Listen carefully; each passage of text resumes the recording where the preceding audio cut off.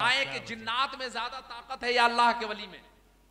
अरे बोलिए ना यार, अल्लाह के वली में ताकत है ना। जिन्नात तो मजलिस उठने से पहले ला रहा था, लेकिन अल्लाह के वली ने कहा कि पलक झपकने से पहले हाजिर कर दूंगा। लेकिन चूंकि अदब भी जानते थे, आपने कहा कि हुजूर आप दुआ करें, आप अल्लाह के नबी है, वो तख्त खुद चल के आएगा, आपके हुजूर हाजिर हो जाएगा।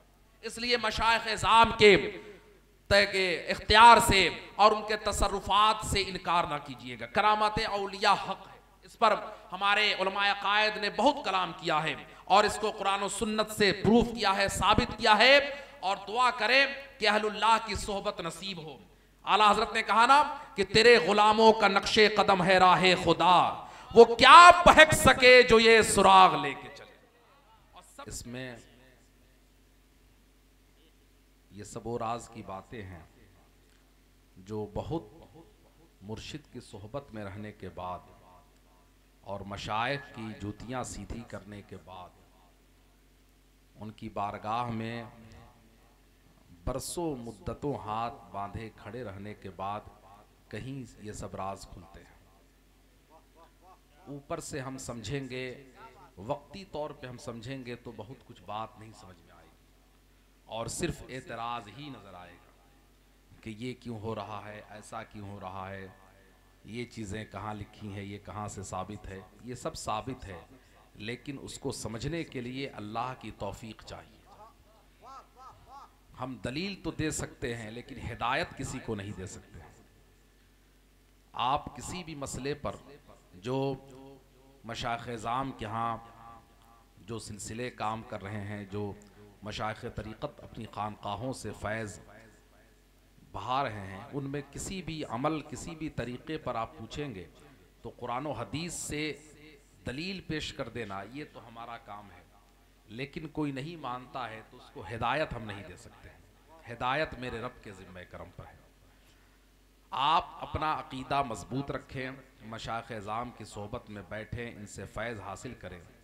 इसलिए कि अल्लाह तबारक व तआला ने दुनिया में इंसानों की हिदायत के लिए अंबिया अलैहिस्सलाम को जलवगर किया और ताजदार ख़त्म नबूवत ख़ातमुन नबिय्यीन ताहा व यासीन जनाब अहमद मुज्तबा हज़रत मोहम्मद मुस्तफ़ा सल्लल्लाहु तबारक व तआला अलैहि वसल्लम की जलवागरी हुई, नबूवत का दरवाज़ा बंद।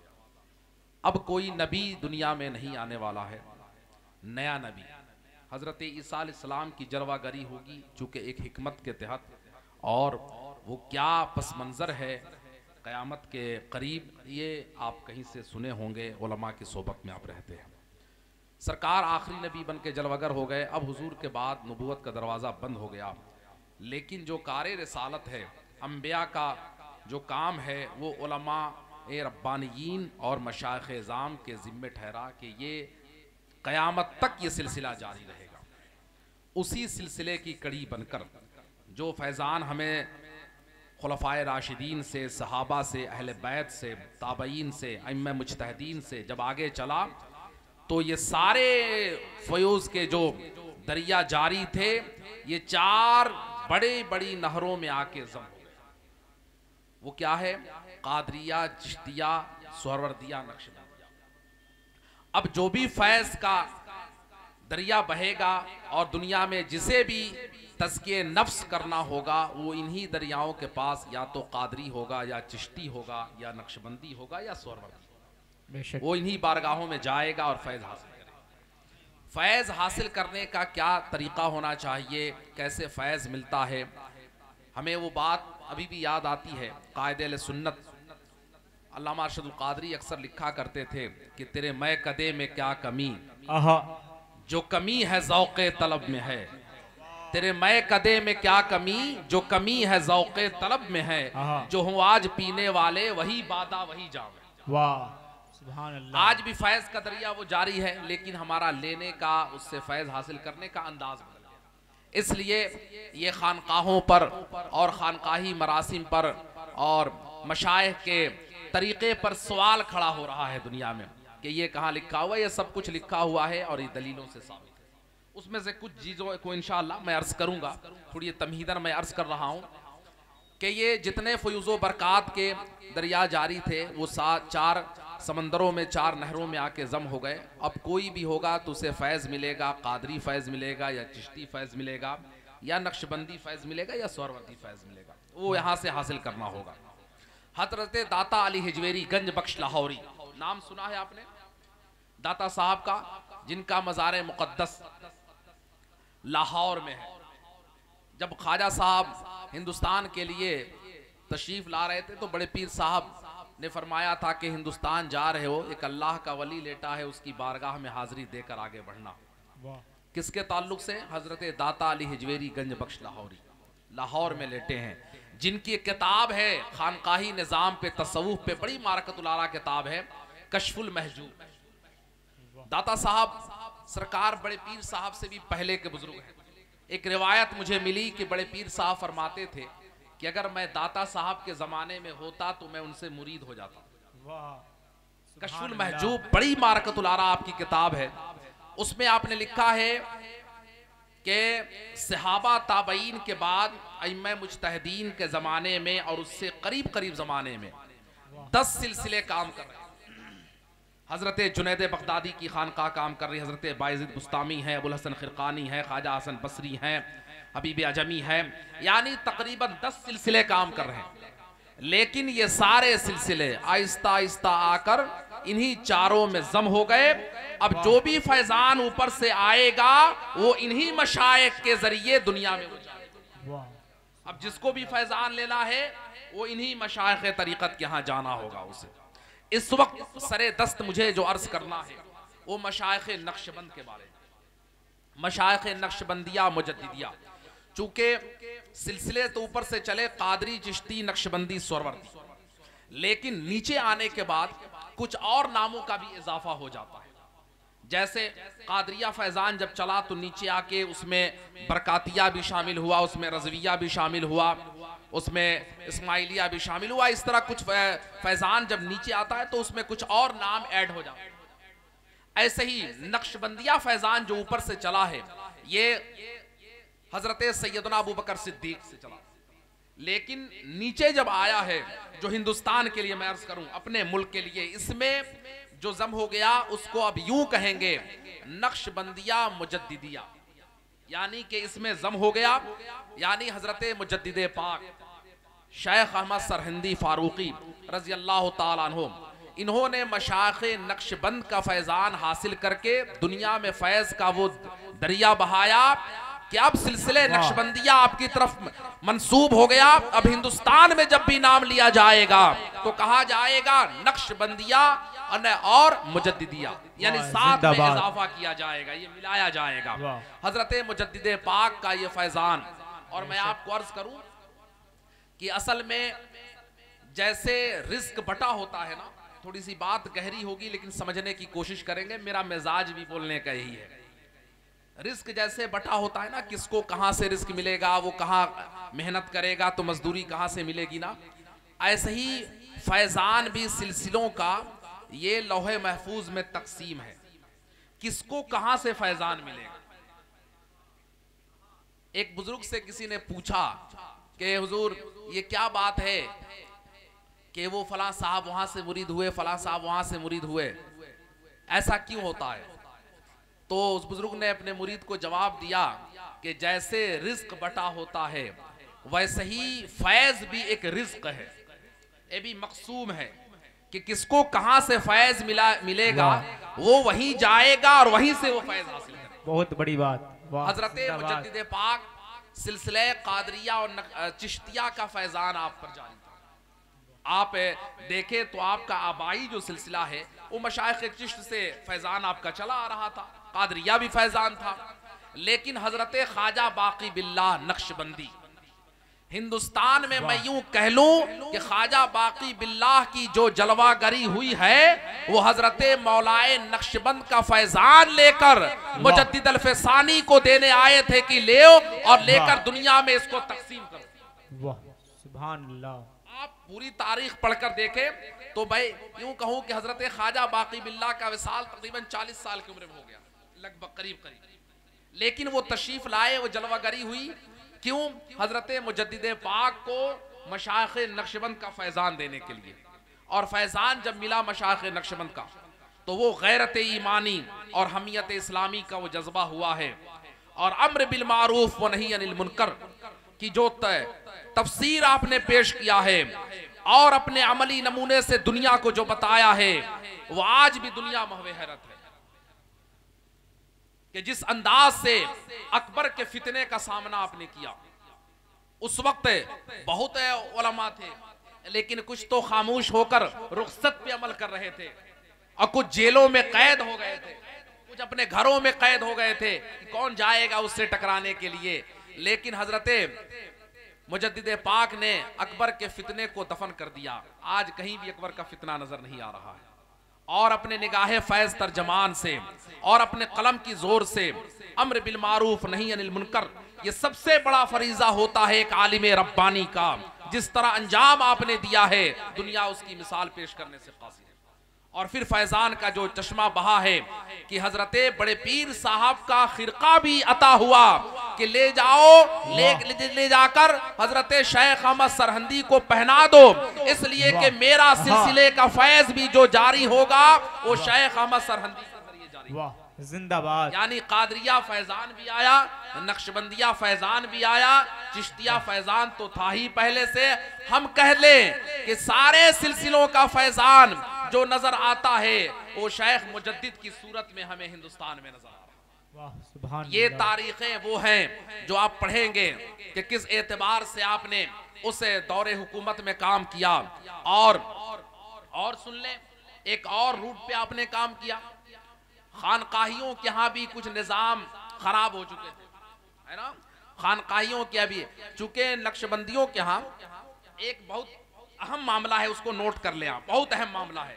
नक्शबंदियों के यहाँ फरमाया गया है कि इत्तिबाए शरीयत पे बहुत तवज्जो होती है, सुन्नते रसूल पे बहुत ज्यादा तवज्जो होती है मशाइख नक्शबंद के यहाँ। हजरत मुजद्दिद पाक के आप मकतूबात पढ़ के देखें, आपके मकतूबात में ये बातें भरी पड़ी हैं कि शरीयत की इत्तिबा करते रहो और किसी भी कौलो अमल, अगर कोई किसी का भी कौलो फेल हो, हुजूर सल्लल्लाहु अलैहि वसल्लम के तरीके से उसवे से टकरा जाए, उसको हटा दिया जाएगा और हुजूर की शरीयत की पैरवी की जाएगी। बेशक ये नक्शबंदियों का खास फैजान है कि आप देख लें कि इस वक्त मुआशरे में इस वक्त भी जितने जमीनी तौर पे अवाम में उतरकर लोगों के घरों घरों में पहुंचकर जो इत्तिबाए शरीयत कराना और शरीयत की तालीम को पहुंचाना, कुरान और हदीस का इल्म देना पहुंचाना, सबसे ज्यादा जो कर रहे हैं वो मशाइख। आज भी आप देख लें, ये मेरा इसमें बहुत गहरा मुताला है। आज भी देख लें, बड़े एक बुजुर्ग से मेरी बात हुई, उन्होंने कहा कि फैजान सारे सिलसिले का है और कादरिया का तो क्या पूछना है, वो हर सिलसिले में फैजान है। लेकिन इस वक्त मुआशरे में सबसे ज्यादा अम्र बिल मारूफ नहीं अनिल मुनकर का फरीजा जो सिलसिला अंजाम दे रहा है वो मशाइख सबसे ज्यादा लोगों के दरमियान उतर के, लोगों के बीच महीनों महीनों रहना, कहीं गरीब से गरीब मुरीद के यहाँ भी चले जाना और वहां पे रहना, उनके तज़किये नफ्स कराना, उनको खानकाही रिशे तमाम मरासिम से रोशनास कराना, बुजुर्गों के करीब लाना, कुरान और हदीस का इल्म देना, ये मशाइख नक्शबंद का जो आज भी नजर आ रहा है।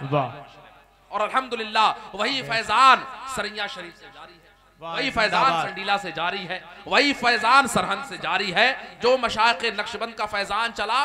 बल्कि मैं यूं कह लूं कि जिनके बारे में सरकार बड़े पीर साहब ने फरमाया था कि बुखारा में मेरा बेटा बहाउद्दीन आएगा, और बड़े पीर साहब से तकरीबन 150-200 साल बाद आए हैं, लेकिन आज से ही मैं उसके सिलसिले में फैजान अता करता हूं, मेरे फैजान को वो दुनिया में तकसीम करे।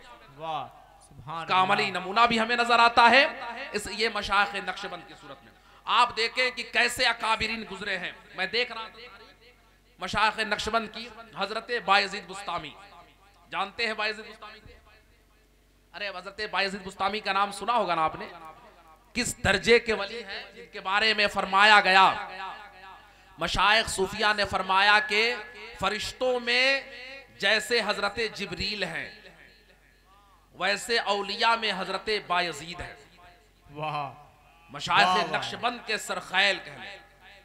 उनका फैजान कैसा है हाँ। और किस दर्जे के वली हैं हजरत बायज़ीद बुस्तामी के जिन पर तजल्लियात इलाहिया का वो नुज़ूल होता था कि कभी कभी मुरीदीन पर यह खदशा होता था कि आप फना हो जाए। आलम ऐसा था। हजरत बायज़ीद बुस्तामी के बारे में है कि हजरत बायज़ीद बुस्तामी यानी उनके ज़माने में मशाइख एज़ाम के यहाँ जो भी सख्त मसला दरपेश होता तो हजरत बायज़ीद बुस्तामी के यहाँ भेजा जाता। अच्छा, एक उनकी रिवायत, एक बयान मैं कर रहा हूँ, ज़हन कंफ्यूज ना हो, चूंकि इसमें बहुत तरीके के लोग बैठे होंगे जो इसलिए भी बैठे होंगे कि ये सुन्नियों बरेलियों के यहाँ तो सिर्फ सिलसिला और मज़ार ही बयान होता है, वो मैं जानता हूँ, बड़ा ये मसला सब चल रहा है। वैसे मैं आपको अर्ज कर दूं, मैं एक जिम्मेदारी ले लूं, गौर से सुन लीजिए। अगर किसी को कोई शुबहा हो, अभी तो महफिल हो जा रही है, ठीक है, मैं तो इसी शहर में रहता हूं, किसी को कोई ऐसा शुबहा हो कि कोई बात ऐसी हो जो शरीयत के खिलाफ हो, जो हमें बात नहीं समझ में आई, इसको प्रूफ करें आप कुरान और हदीस से, क्या तरीका है, वो कभी भी मुझसे राब्ता कर सकता है। प्रूफ करना यह हमारी जिम्मेदारी, ठीक है, जिंदाबाद। ये आप इसको समझ लें, लेकिन बातों को आप सुने, आप उसको नोट कर लें। अगर ना समझ में आए, ज़हन उसमें खलफशार हो कि नहीं ऐसे कैसे हो गया, ये हमारी जिम्मेदारी है उसको कुरान और सुन्नत से प्रूफ कर देना। तो हजरत, अब चूंकि उन्हीं बातों में से एक बात हजरत बायज़ीद बुस्तामी की है जिसपे ज़हन थोड़ा उलझेगा, लेकिन फिर भी आप सुने, चूंकि मशाइख का रुतबा कितना बुलंद और मशाइख नक्शबंद का। हजरत बायज़ीद बुस्तामी के ज़माने में एक रिवायत बयान की जाती है, बहुत मशहूर रिवायत है, इसको सूफिया ने बयान किया है कि हजरत बायज़ीद बुस्तामी के बारे में है कि वो आप अपने मुरीदों को लेकर बैठते थे और हल्क़े ज़िक्र कराते थे। चूंकि ये नक्शबंदियों का ये खास तरीका रहा है कि मुरीदीन को अपनी सोहबत में बहुत रखते हैं। और मैं अर्ज कर दूं कि जैसे हजरत सैयदना अबू बकर सिद्दीक को हुजूर से फैजान मिला था, गारे सौर में मिला था ना, 3 दिन और 3 रात क़याम था। गारे सौर में जो फैजान हुजूर के चेहरे से जो तजल्ली, जो छन छन के सैयदना अबू बकर सिद्दीक के चेहरे पर अक्स आया, उसी का फैजान सिलसिले नक्शबंद में है कि आज भी मशाइख नक्शबंद सबसे ज्यादा तवज्जो दिलाते हैं मुरीदीन को, वो पीर की सोहबत में रहना, वो शाइख की सोहबत में रहना, उनकी खिदमत में रहना। उनकी खिदमत में रहने से तन्हाई में भी ज़रब लगाने से जो फायदा नहीं होगा, वो पीर की सोहबत में रहने से तज़किए नफ्स होगा। चूंकि पीर से जो इल्म मिलता है, जो कुरान और हदीस की तालीम, उनके अमल से आदमी सीखता है, वो देखता भी है और अमलन सीखता भी है उसको। तो हजरत बायज़ीद बुस्तामी चूंकि मुरीदीन को लेकर बैठते थे, आप हर क़र्क़े इरादत में लेकर मुरीदों को बैठे हुए थे, अल्लाह अल्लाह का जिक्र आप करा रहे थे, अचानक आपकी ज़बान बदल गई और आप कहने लगे मा ज़मशानी अना सुबहानी। अब तो मुरीदीन ने पूछा कि हुजूर ये आपने क्या कहा, ये तो हजरत ने फरमाया कि ये बंदा नहीं कह सकता है, इंसान तो ये कहेगा अना सुबहानी, सुबहान तो अल्लाह की सिफत है ना। इस बात को गौर से समझिएगा, थोड़ी सी डीपली है कि सुबहान तो अल्लाह की सिफत है, ये एक बंदा कैसे कह सकता है। तो कहा कि नहीं हुजूर आपने कहा है। कहा कि ठीक है, आइंदा मैं कहूं तो तलवार लेकर बैठो, मेरी गर्दन मार देना। कहा कि ठीक है। मुरीदीन तलवार लेकर बैठ गए, जिक्र की मजलिस आप लगाए बैठे हैं। जब आप वजद में आए तो आपकी जबान बदल गई और आप कहना शुरू कर देते मा ज़मशानी अना सुबहानी, अना सुबहानी। मुरीदीन तलवार मारते हैं। लिखा है मशाइख ने कि आपके जिस हिस्से पे तलवार मुरीदीन मारते, बैक उसी जगह पे मुरीदों को चोट लगती थी। अब और ज्यादा जहन में इंतशार आया कि ये क्या मामला है। जब मजलिस खत्म हुई, जब हाल से काल की तरफ लौटे, तो मुरीदों ने कहा कि हुजूर आज तो और गजब हो गया। कहा कि क्या हुआ। कहा कि आपने कहा तलवार मार देना, और जब हमने जर्ब लगाया जिस हिस्से पर, बैक उसी हिस्से पर हमें चोट लगती थी। हजरत बायज़ीद बुस्तामी ने जो जवाब दिया वो दिया। आला हजरत से किसी ने ये सवाल किया कि आप सूफिया का बड़ा दिफा करते हैं, आखिर वजह क्या है ऐसा हुआ। तो हजरत इमाम अहले सुन्नत सैयदा सरकार आला हजरत ने फरमाया कि ये कुरान से साबित है। अब उसको समझ ले जरा कैसे। आला हजरत ने कि जैसे हजरत मूसा अलैहिस्सलाम जब कोहे तूर पे तशरीफ ले गए और कहा रब्बे अरिनी, मौला हिजाब हटा जरा जलवा दिखा दे। चूंकि हजरत मूसा को अल्लाह ने शर्फ हम कलामी से नवाजा, तो तो हजरत मूसा ने कहा कि जिससे बात करने में इतना लुत्फ है उसको बेहिजाब देखने में कितना लुत्फ आएगा। तो हजरत मूसा ये ख्वाहिश कर बैठे, रब्बी अरिनी, मौला हिजाब हटा दे, जरा जलवा दिखा दे। तो हजरत मूसा अलैहिस्सलाम कहते रहे, जवाब मिला लन तरानी, मूसा हरगिज नहीं देख सकते हो। लेकिन हजरत मूसा जिद पे आए, कहते रहे कि नहीं रब्बी अरिनी, मौला तुझे देखूंगा तुझे देखूंगा। जवाब मिला लन तरानी, मूसा हरगिज नहीं देख सकते हो। लेकिन आप बताएं कि अल्लाह ने सिफत की तजल्ली डाली कि नहीं दरख्त पर? कुरान कहता है फलम्मा ताहा नूदिया मिन शातिल वादिल अयमन फिल बुक़अतिल मुबारकति मिनश शजरति अय्या मूसा इन्नी अल्लाहु रब्बुल आलमीन, कि जब अल्लाह ने सिफत की तजल्ली डाली तो दरख्त से आवाज आई कि मूसा मैं रब हूं। हालांकि दरख्त पर आने से अल्लाह पाक है, दरख्त में हुलूल करने से पाक है, लेकिन जब सिफत की तजल्ली शजरे तूर पे शजरे मूसा पे डाला तो आवाज आई कि मूसा मैं रब हूं। जब सिफत की तजल्ली बंदे मोमिन पे पड़ती है तो आवाज वही आती है जो दूर से आवाज आ रही थी। यानी ये जात फना हो जाती है, अब बाकी वही जात है और आवाज वही आती है। लेकिन ये समझेगा कौन? जो अहले नजर। वाह बेशक। तो आम तौर पे सरसरी तौर पे ये बात नहीं समझ में आएगी, वरना फिर मुझे कुरान से जवाब लेकर आए कि फिर कुरान क्यों कह रहा है कि जब दरख्त पे सिफत की तजल्ली पड़ी तो दरख्त से ये आवाज आई। हालांकि दरख्त पर आने से अल्लाह पाक है, लेकिन दरख्त से कुरान कहता है मिनश शजरति अय्या मूसा इन्नी अल्लाहु रब्बुल आलमीन। ऐसे ही बंदे मोमिन जब तस्किए नफ्स करता है, जब शायख की सोहबत में रहता है और अपने दिल के जंग को दूर करता है, जब वो गर्दो गुबार धुल जाते हैं, उसमें चमक आ जाती है तजल्लियात इलाहिया की, तो फिर ऐसी चमक होती है कि सारे हिजाबात हट जाते हैं और जमीन पे बैठे बैठे कभी कभी लौहे महफूज का भी वो दीदार कर लिया करता है। नारे तकबीर, नारे रिसालत, उर्से मुकद्दस, अजमत औलियाए कराम। लेकिन ये दर्जा बुलंद है, जिंदाबाद, ये दर्जा बहुत बुलंद है। जैसे हजरत मुल्ला अली कारी ने सरकार बड़े पीर साहब के बारे में फरमाया है कि बड़े पीर साहब फरमाते थे आईनी फिल लौहिल महफूज, मेरी आंख की पुतलियां लौहे महफूज में रहती हैं, यानी मैं देखता हूं लौहे महफूज को मैं देख लिया करता हूं। ये मुल्ला अली कारी, ये फुक़हाए अहनाफ में बहुत बड़ा दर्जा है। जिन्होंने कोट किया, जिन्होंने इसको लिखा है, वो छोटे नहीं, बहुत बड़े फकीह गुजरे हैं, वो लिखते हैं अपनी किताब में। लेकिन अब चूंकि जिसको नजर ही नहीं है और पीर की सोबत ना मिला हो, वो खानकाही निज़ाम आज के जो हालात है और बाज हमारे मज़ारों पे जाके जो देखेंगे खुराफात हो रहे हैं, उसी को देख के लोग पुराने से भी अपना इकान उठा लेते हैं। होता क्या है, वो कहीं कहीं वो जाली लोगों को देख रहे हैं ना, इसी को देखकर वो इसी पर पुराने लोगों को भी कयास कर लेते हैं कि ये ऐसे है तो शायद कि ये सारा चैन ऐसा ही है। नहीं, ऐसा नहीं है। आप किसी बाबा को 10 अंगूठी पहन के कोई घूम रहा है, नमाजों का तारीख है, सिर्फ ऐसा ही बस ढकोसला बना के घूम रहा है, उसको देखकर कभी हमारे मशाइख इज़ाम और कभी अकाबिरीन तरीक़त को उन पर क़यास ना कीजिएगा। इनका दर्जा बुलंद था। इनको देखकर अगर आप समझने की कोशिश करेंगे कि वो समझ में आ जाए तो वो समझ में नहीं आएंगे। एक बुजुर्ग से किसी ने पूछा था कि हुजूर, किसी ज़माने में हमें कोई आरिफ़े बिल्लाह ना मिले, हमें कोई पैगाम हिदायत के लिए कोई रास्ता नजर ना आए, तो हमें क्या करना चाहिए? तो हजरत ने फरमाया कि देखो, बुजुर्गों के वाक़यात पढ़ना, उनकी सीरत को पढ़ना, उनके वाक़यात पढ़ोगे, उनकी सीरत पढ़ोगे तो तुम्हें हिदायत नसीब हो जाएगी। आज भी वही अमल है।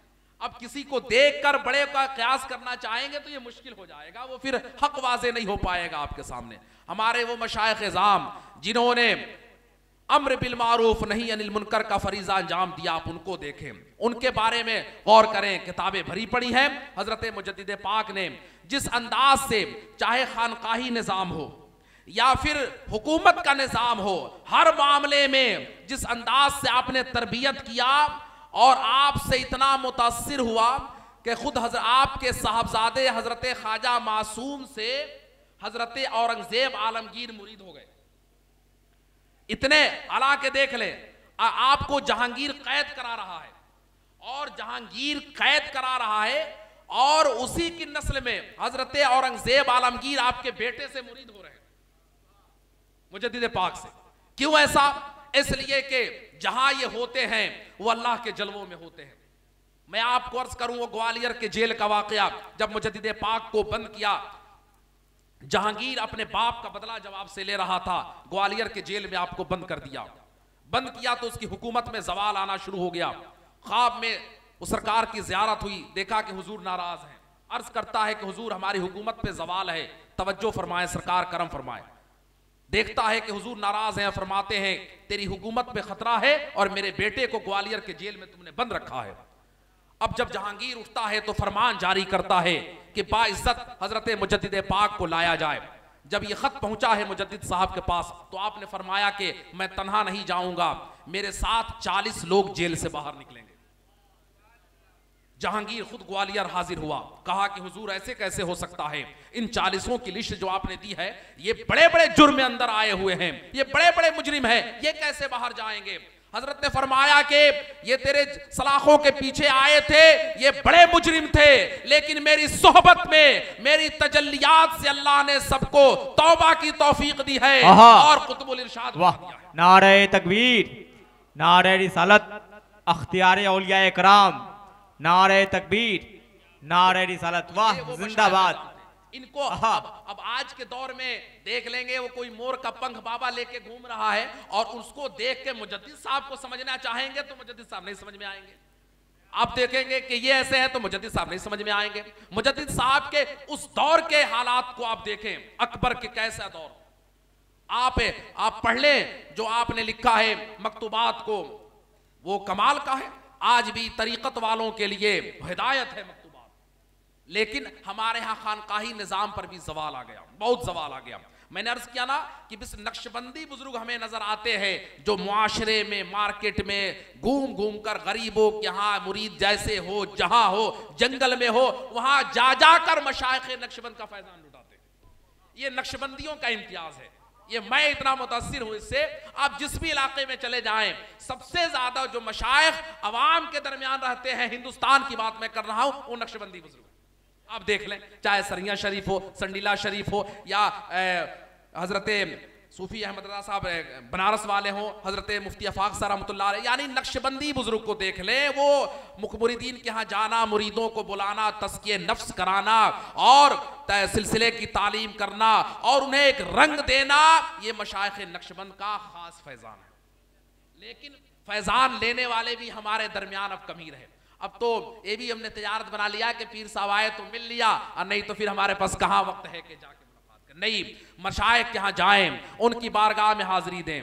एक बात सुन लें, ये बहुत जिम्मेदारी से बोल रहा हूं कि इल्म से हिदायत नहीं आप पा सकते हैं जब तक साहिब इल्म और अहले नजर के जरिए आप किताब व सुन्नत तक न। वाह, बहुत बड़ी बात। कभी कभी ऐसा भी हो सकता है, ये मैं अक्सर अर्ज करता हूं कि सिर्फ आपको इल्म हो, आप नहीं समझ सकते हैं बातों को, लेकिन किसी अहलुल्लाह की बारगाह में हाजिरी देंगे, किसी साहिब नजर के हाथ बांधे खड़े हैं, उसकी जूतियां सीधी कर रहे हैं। जो फैजान और जो मारिफत आपको बरसों हासिल न हुई, वो किसी अहलुल्लाह की सोहबत में बैठने से एक लम्हे में वो मारिफत हासिल हो जाती है। किताबें भरी पड़ी हैं इस ताल्लुक से, मशाइख इज़ाम का तरीका इस ताल्लुक से। आखिर वजह क्या थी कि जब सरकार गरीब नवाज हिंदुस्तान तशरीफ ला रहे थे तो दाता साहब के रोजे पे आपने चिल्ला किया, और जब फैज मिला तो आपने कहा गंज बख्श फैज आलम मजहरे नूरे खुदा नाके सारा पीर कामिल कामिल आ रहा। आखिर फैजान नहीं मिलता है तो मशाइख इज़ाम क्यों खानकाहों में चिल्ला करते थे। लेकिन अब चूंकि साहिब ज़ौक़ लोग नहीं रहे, अब हम लोग भी तकरीर बड़ा सोच समझ के बातों को कट करके वही बात बोलने की कोशिश करते हैं जिस पर बहुत जहन उलझे ना, वरना मशाइख इज़ाम की बहुत गहरी बातें करने लगे तो जहन उलझ जाएगा। अभी वो सरसरी तौर पे लोग समझ नहीं पाएंगे, कहेंगे ये क्या बोलने लगे। जैसे बड़े पीर साहब की शान में जो आला हजरत ने अशार कहे वो तो आप समझ ही नहीं पाएंगे कि भाई इंसान भी ऐसा हो सकता है क्या। इसलिए कि अहलुल्लाह की तालीम, जो सिलसिले की तालीम थी वो हमारे पास है नहीं, जो अहले नज़र की तालीम थी हमारे पास है नहीं। इसलिए मशाइख इज़ाम के इख्तियार से, उनके कमालात से कभी इनकार ना कीजिएगा, और ये सब कुरान और हदीस से साबित है। ये आखिरी बात मैं अर्ज कर दूं अपनी बात, साहिब ज़ौक़ हैं आप, ये आखिरी बात मुझसे सुन लें कि मशाइख इज़ाम की तालीम और तरबियत, उनके कमालात कितने होते हैं। कमालात तो बड़े हैं उनके। कुरान से एक दलील मैं दे दूं कि ज़रा सा कुछ तो इस पर दलील हो जाए और बातें समझ में आए तो कभी आप मुझसे पूछ लेंगे। एक तो दलील कम से कम हो जाए।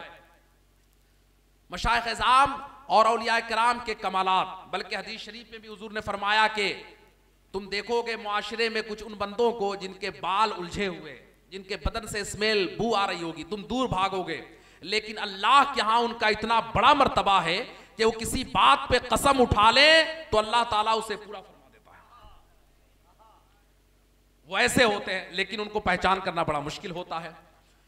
अब इसी तरह कुरान से एक दलील मैं आपको पेश करता हूं कि कमालात कितने होते हैं इनके।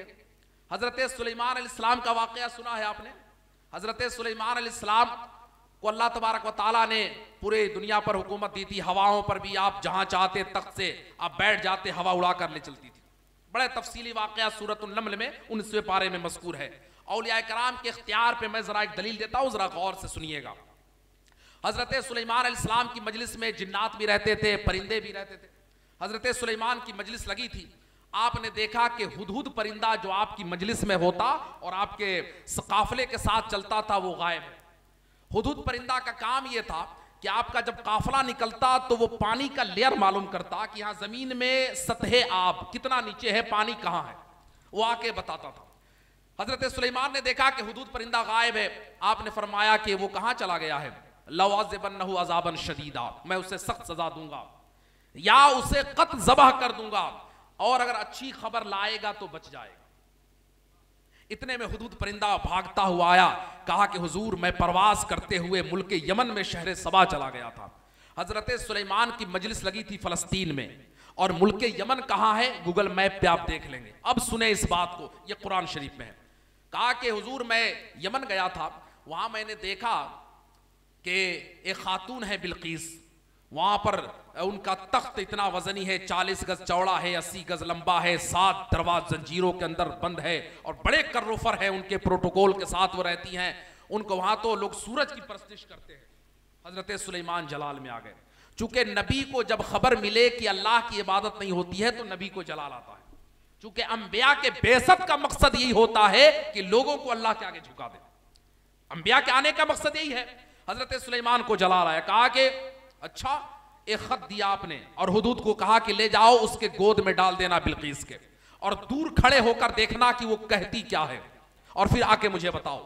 हुदूद परिंदा प्रवास करता हुआ गया, उस खत को बिल्कीस के गोद में डाल दिया। बिल्कीस ने मशवरा लिया अपने दरबारियों से कि क्या तुम्हारा ख्याल है इस बारे में कि एक बंदे का खत आया है जो बिस्मिल्लाहिर रहमानिर रहीम से शुरू है। तो चूंकि जो मानने वाले होते हैं ना, अकीदत अंध भक्त जिनको कहते हैं, वो अक्सर बादशाहों का मामला बिगाड़ देते हैं। तो कुछ गलत लोग थे, उनके मजलिस कहा कि अरे किसी के आगे झुकने का कोई काम नहीं है, हम उनसे जंग करेंगे। कौन है वो जो आपको खत लिख दिया, ऐसा है वैसा है। मलका बिल्कीस चूंकि मलका थी, ज़हन काम कर रहा था आपका।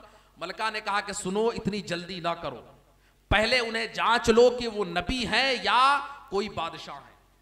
और उसको जांचने का एक तरीका है कि उनके खिदमत में मैं तोहफा भेजती हूं, अगर तोहफा कबूल कर लेंगे तो वो बादशाह हैं, और तोहफा वापस कर देंगे तो वो अल्लाह के नबी हैं।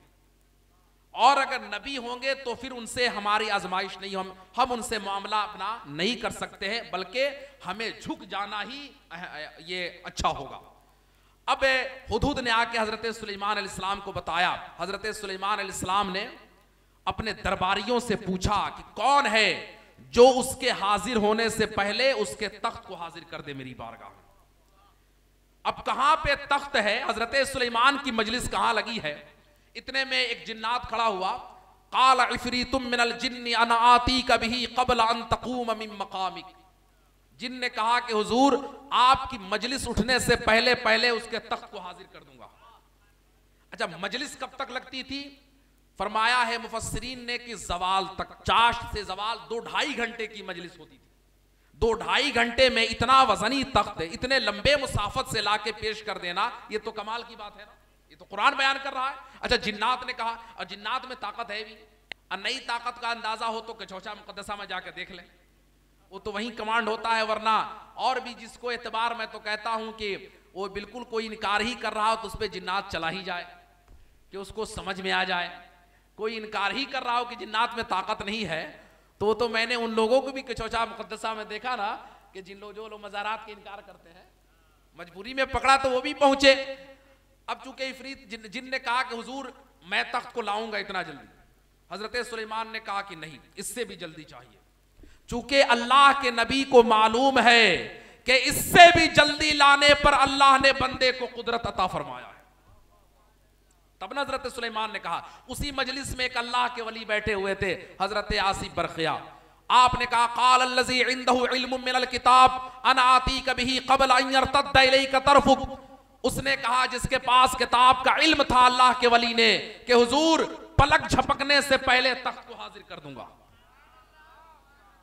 ये कुरान बयान कर रहा है 19वें पारे में, गालिबन 19वां सफा यही से शुरू है कि हुजूर पलक झपकने से पहले मैं तख्त को हाजिर करूंगा। हजरत सुलेमान अलैहिस्सलाम ने, अब चूंकि अल्लाह के वली थे हजरत आसिफ बरखिया, तो कहा कि हजरत सुलेमान से हजरत आसिफ बिन बरखिया ने कहा कि हुजूर आप नबी हैं, हमें लाने की क्या जरूरत है, आप दुआ करें वो तख्त चल कर आएगा। हजरत सुलेमान जिस मजलिस में और जिस मिंबर पे कुर्सी पे बैठे हुए थे, वो तख्त जमीन को फाड़ते हुए हजरत सुलेमान अलैहिस्सलाम के कुर्सी के पास जाहिर हो गया। जब जाहिर हुआ तो हजरत सुलेमान अलैहिस्सलाम ने फरमाया, हाजा मिन फज़ल रब्बी, ये मेरा कमाल नहीं है, ये मेरे रब के फजल से हुआ है। ये जो हाजा मिन फज़ल रब्बी आप लिखते हैं ना घरों पर, ये वही तारीख है। हजरत सुलेमान अलैहिस्सलाम ने फरमाया कि ये मेरा कमाल नहीं, नबी यहां से ध्यान दे रहा है कि जो भी कोई फजल कोई कमाल मिले अपनी तरफ बंदा मंसूब ना करे, कहे कि ये मेरे रब के फजल से हुआ, ये मेरे रब ने अता फरमाया। तो आप बताएं कि जिन्नात में ज्यादा ताकत है या अल्लाह के वली में? अरे बोलिए ना यार, अल्लाह के वली में ताकत है ना। जिन्नात तो मजलिस उठने से पहले ला रहा था, लेकिन अल्लाह के वली ने कहा कि पलक झपकने से पहले हाजिर कर दूंगा। लेकिन चूंकि अदब भी जानते थे, आपने कहा कि हुजूर आप दुआ करें, आप अल्लाह के नबी है, वो तख्त खुद चल के आएगा, आपके हुजूर हाजिर हो जाएगा। इसलिए मशाइख इज़ाम के इख्तियार से और उनके तसर्रुफात से इनकार ना कीजिएगा। करामत औलिया हक है, इस पर हमारे उलमाए कायद ने बहुत कलाम किया है और इसको कुरान और सुन्नत से प्रूफ किया है, साबित किया है। और दुआ करें कि अहलुल्लाह की सोहबत नसीब हो। आला हजरत ने कहा ना कि तेरे गुलामों का नक्शे कदम है राहे खुदा, वो क्या बहक सके जो ये सुराग लेके चले। और सबसे ज्यादा जो हमें ये चीजें नजर आ रही हैं, जो मखलूक को फायदा पहुंचाने के लिए और खालिक से मिलाने के लिए बहुत मेहनत जो कर रहे हैं, वो मशाइख नक्शबंद है। उसी तमाम फैजान के सिलसिले, उसी के सिलसिले के कड़ी बन के पीरे तरीकत रहबरे राह शरीयत हजरत अल्लामा सैयद अब्दुल वदूद साहब दामत बरकातुल कुद्सिया की जलवागरी हुई है। वही सारे फैजान हैं, वही मशाइख का हजरत मुजद्दिद पाक का फैजान हो, मशाइख नक्शबंद का फैजान है, हजरत उबैदुल्लाह हिरार का फैजान है, हजरत बायजीद बुस्तामी का फैजान है, सैयदना मोहम्मद बिन कासिम हजरत कासिम का फैजान है, इमाम जाफर सादिक का फैजान, सलमान फारसी का और सैयदना अबू बकर सिद्दीक का फैजान। हुजूर से होता हुआ ये फैजान जो चला है, उसी को तकसीम करने के लिए हजरत क़िबला सैयद साहब तशरीफ लाए हैं। अल्लाह हमें फैज़याब फरमाए और मशाइख़ इज़ाम की तालीम और तरबियत पे हमें अमल करने का जज्बा अता फरमाए। और जो तालीम उन्होंने दी है, वो क्या तालीम, खल्क को यानी मखलूक को खालिक से मिलाया है। अपना वो लोग निकल जाते हैं, पहले अपनी सोहबत में इसलिए लाते हैं कि इसका नफ्स, गुरूर, किब्र, तकब्बुर सब टूटे। जब टूट जाएगा, अल्लाह के जलवे आएंगे, तो फिर ये खालिक से इसका राब्ता हो जाएगा। मशाइख़ इज़ाम सोहबत इसलिए देते हैं, वो अपने पास इसलिए नहीं बैठाते हैं कि वो हमारी बातें जाके करना, उस वक्त तक वो अपनी बातें कराते हैं जब तक तसव्वुफ का रंग न चढ़ जाए। रंग चढ़ जाए तो फिर यार के सिवा कोई नजरों में जचता नहीं। इसलिए मकसद यही होता है, ये खानकाही बातें हैं, मशाइख़ इज़ाम ज़्यादा बेहतर बताएंगे। उन्हीं की खिदमत में उन्हीं की जूतियाँ सीधी करके हमने जो सीखा था वो आप तक पहुँचाने की कोशिश की है। जो अल्लाह तबारक व तआला अपने मशाइख़, अपने नेक बंदों का फैज़ान अता फरमाए, अपना ख़ास फज़ल फरमाए। अस्तग़फिरुल्लाह रब्बी मिन कुल्लि ज़ंबी व अतूबु इलैहि। अस्सलामु अलैकुम व रहमतुल्लाहि तआला व बरकातुहू।